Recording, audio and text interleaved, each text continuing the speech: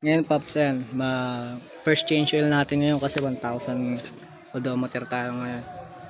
So kailangan nyo sa pag change oil 17 close wrench kasi hindi kasi open yung open, hindi kasya dito. Ayan, kasi itong tatanggalin nya, itong malaking to, yan. So pagtanggal, counter, ganun lang, pababa,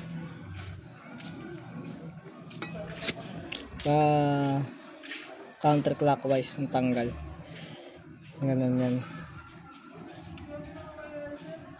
Paigpit clockwise naman. Yan, naano ko na kasi siya, napalawagan ko na siya.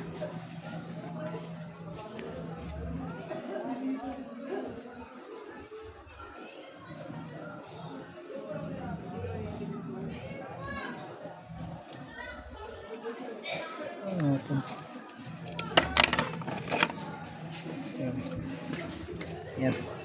Kamali pa ako. Yan, may team na siya. So, oil ko nga pala RS8 kasi dati ko pa talaga yan sa motor ko. Kahit hindi pa to. Dito kasi ito yung una kong motor. Well, yan, hintayin mo na natin ma-drain yan. So, itong ano na to is 750. So, malamang nilagay nila dito 750 ml yan. Pero yung sa manual kasi nakasulat 600 lang. So ayun, susundin natin to. 750 tayo lagay natin. Pwede na rin natin yan iubos yung 800. Yan, i-drain lang natin yan.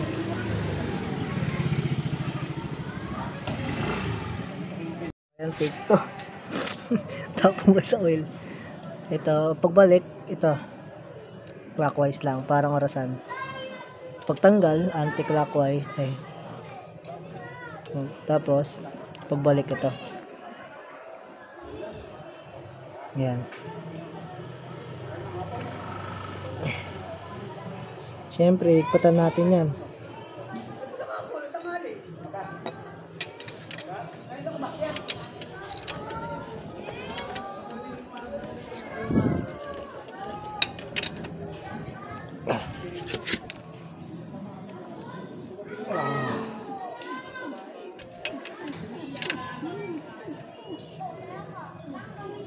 Yan.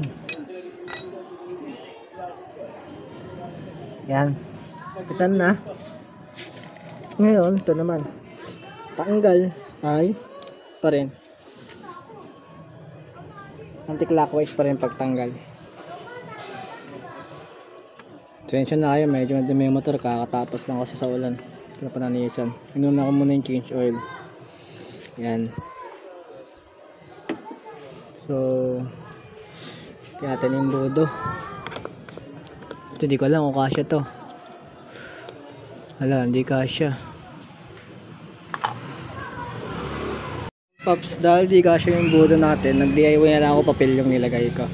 So, ilalagay natin is 800. Nalati na natin to.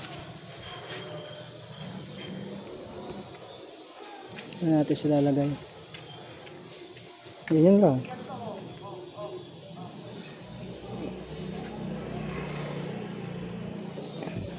Ano yung Pops? Hindi naman siya na ano.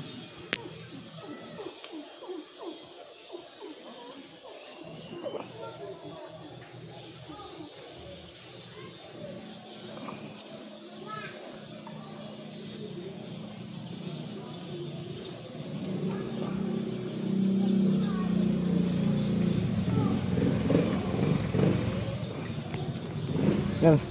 Okay na to. Diba kayang kaya? Papel lang. Wala naman dumi. Yan, ayan na. 750 ml yung nilagay ko. Ngayon, pagsara, clockwise ulit.